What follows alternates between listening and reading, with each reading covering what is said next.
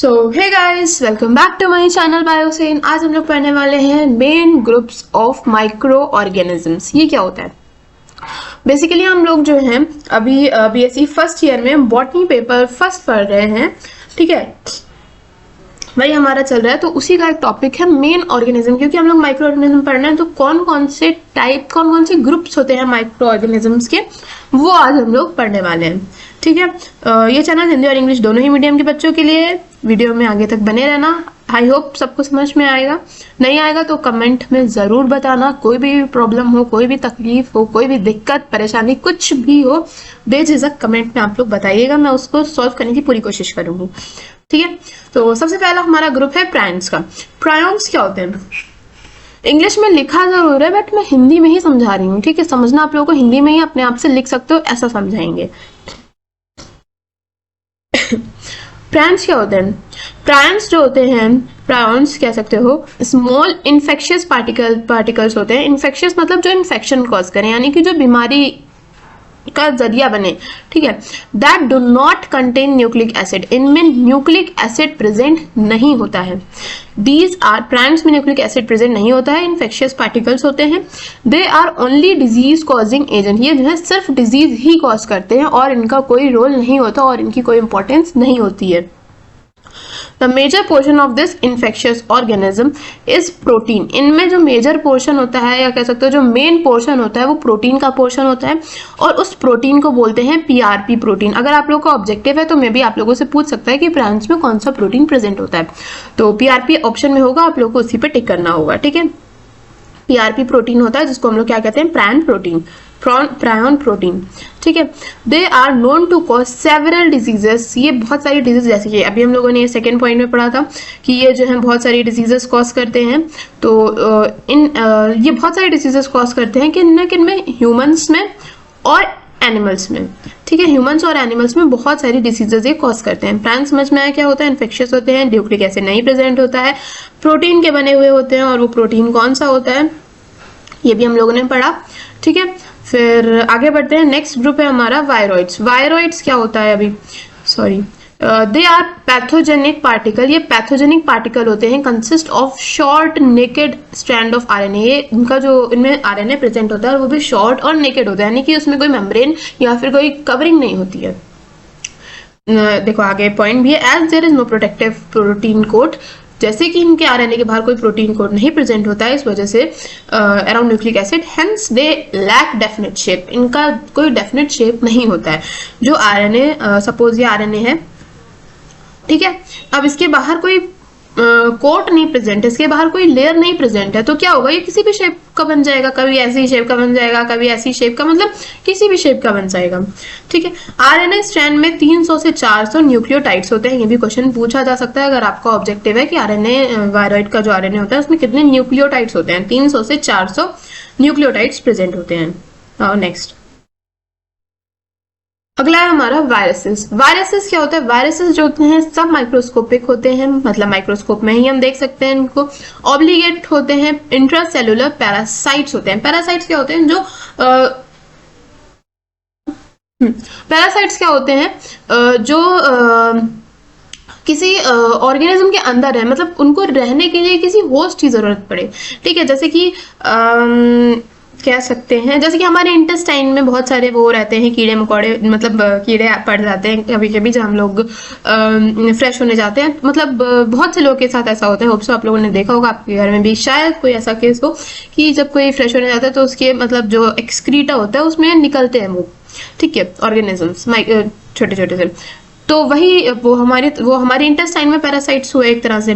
तो वायरसेस जो होते हैं वो एक तरह से पैरासाइट्स होते हैं। उनको एक लिविंग होस्ट चाहिए होता है जिसके जरिए वो अपनी लाइफ जीते हैं, अपने आप को मल्टीप्लाई करते हैं, अपने आप को रिप्रोड्यूस करते हैं और आगे अपनी साइकिल कंटिन्यू करते हैं। अगला पॉइंट ये देखो, वही चीज लिखी हुई है यहाँ पे, requires a living host in order to multiply. A simple virus, एक सिंपल अगर एक वायरस, पर्टिकुलरली एक वायरस अगर प्रेजेंट है तो उसको हम लोग बोलते हैं वायरॉन। हैज, और इनमें जो होता है न्यूक्लिक एसिड होता है ऑफ जेनेटिक मटेरियल एनक्लोज्ड, और इनका जो न्यूक्लिक एसिड होता है वो प्रोटीन कोड के अंदर कवर होता है। इससे पहले जो हम लोगों ने पढ़ा था उनमें क्या था? न्यूक्लिक एसिड के बाहर प्रोटीन कोड एब्सेंट था, जिसकी वजह से उनका शेप डेफिनेट नहीं था। They contain only single type of nucleic acid, इनमें सिंगल टाइप का ही न्यूक्लिक एसिड होता है, या तो आरएनए या तो DNA. They use machinery of host cell, वही सेम चीज आ गई, क्योंकि पैरासाइट्स होते हैं तो होस्ट की जरूरत पड़ती है इनको। Many diseases of human being, क्या क्या डिजीजेस कॉज करते हैं ह्यूमन बींग्स में ये, जैसे कि हेपेटाइटिस हम लोगों ने नाम सुना होगा लोगों की हो जाती है, तो वो एक वायरस की वजह से होती है। एड्स हो जाता है लोगों को, पोलियो हो जाता है, etcetera are caused by them. ये काफी सारी डिजीज हैं जो वायरस के थ्रू होती हैं। नेक्स्ट है हमारा रिकेट्सियास। रिकेट्सिया क्या होता है? ये जो होते हैं स्मॉल प्रोकैरियोट्स होते हैं। प्रोकैरियोट्स क्या होते हैं? अभी हम लोगों ने एक वीडियो इससे पहले मैंने डाला है, आप लोग नहीं देखे हो तो जाके देख लो कि प्रोकैरियोट्स और यूकैरियोट्स में डिफरेंस क्या होता है, बहुत जरूरी है जानना। कभी कभी तो एग्जाम में सिंपली या तो शॉर्ट में या तो लॉन्ग में भी, दोनों में ही पूछ लिया जाता है कि प्रोकैरियोटिक और यूकैरियोटिक में डिफरेंस बताओ, ठीक है।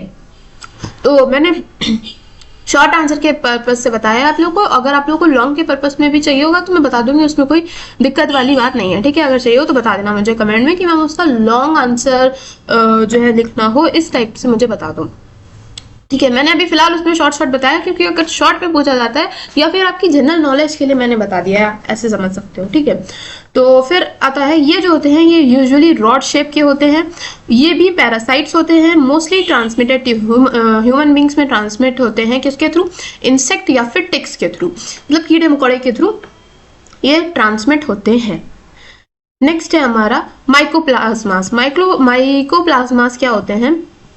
ये क्या होते हैं? प्रोकैरियोट्स होते हैं विदाउट सेल वॉल, इनमें सेल वॉल नहीं होती है, मतलब इनमें सेल वॉल प्रेजेंट नहीं होती, विदाउट सेल वॉल होते हैं, प्रोकैरियोट्स होते हैं। Hence are highly pleomorphic. Pleomorphic का मतलब होता है जिनकी कोई डेफिनेट शेप नहीं हो। जाहिर सी बात है, अगर किसी की कोई कवरिंग नहीं प्रेजेंट है तो वो कोई भी फॉर्म ले सकता है। अब जैसे कि सपोज ये मैंने कुछ बना दिया, अब इसके बाहर मैंने कोई कवरिंग रख दी, तो अब मुझे पता है मुझे इसके अंदर ही इसको रखना है, यानी कि इसकी एक डेफिनेट शेप हो जाएगी।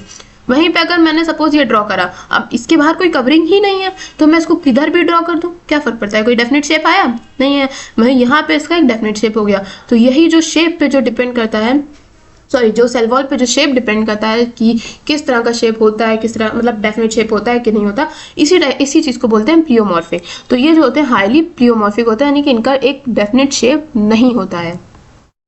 ये एरोब्स होते हैं। एरोब्स और एनारोब्स क्या होते हैं ये आप लोग मुझे खुद बताओगे कमेंट बॉक्स में, ये बहुत ही बेसिक सी चीज़ है। फिर ये क्या करते हैं? ये कंटेन करते हैं दोनों ही आरएनए और डीएनए दोनों को ही, but still it is usually less than half that normally occurs in other prokaryotes. मतलब इनमें डीएनए और आरएनए दोनों ही प्रेजेंट होता है, लेकिन अदर प्रोकैरियोट्स के कंपैरिजन में इनमें उनका आधा ही अमाउंट में डीएनए और आरएनए प्रेजेंट होता है, ठीक है। माइकोप्लाज्मास क्या होते हैं समझ में आया होगा। प्रोकैरियोट्स होते हैं जिनमें सेल वॉल नहीं होती, ये हाईली प्लियोमॉर्फिक होते हैं। एरोब्स होते हैं, डीएनए आरएनए जो होता है इनका अदर प्रोकैरियोट्स के कंपैरिजन में बहुत कम प्रेजेंट होता है। Next is bacteria. बैक्टीरिया में मैंने यहाँ पे सिर्फ 2 पॉइंट्स लिखा है, उसका एक कारण ये है कि आगे हम जो है बैक्टीरिया को डिटेल में पढ़ेंगे, तो वहाँ पे हम लोग ज़्यादा से ज़्यादा पढ़ेंगे, तो यहाँ पे आप लोग अपने आप वहाँ से पॉइंट एक्सट्रैक्ट करके यहाँ पे आप लोग डाल सकते हो, ठीक है, अगर आता है तो एग्जाम्स में। Unless and until there is no requirement, बस पता होना चाहिए। तो बैक्टीरिया क्या होता है? ये जो होते हैं लार्जेस्ट ग्रुप होते हैं प्रोकैरियोट्स का। प्रोकैरियोट्स का अगर आपसे पूछा जाए लार्जेस्ट ग्रुप कौन सा है, तो वो उसका आंसर होगा आपका बैक्टीरिया। ये एज अ ऑब्जेक्टिव में आ सकता है कि लार्जेस्ट ग्रुप ऑफ प्रोकैरियोट्स क्या होता है, देन इट इज बैक्टीरिया।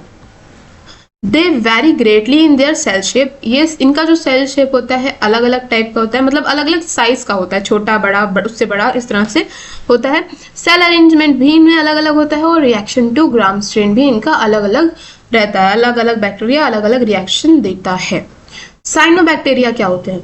ये भी प्रोकैरियोट्स होते हैं। Many bacteria have specialised cell, इनमें एक स्पेशलाइज्ड मतलब कुछ बैक्टीरिया ऐसे होते हैं जिनमें स्पेशलाइज्ड सेल प्रेजेंट होती है, जिसको बोलते हैं हम लोग heterocyst, which contain nitrogen fixing enzyme, जिसमें नाइट्रोजन फिक्सिंग एंजाइम प्रेजेंट होती है जो कि नाइट्रोजन को फिक्स करने में हेल्प करती है। सिंपल। तो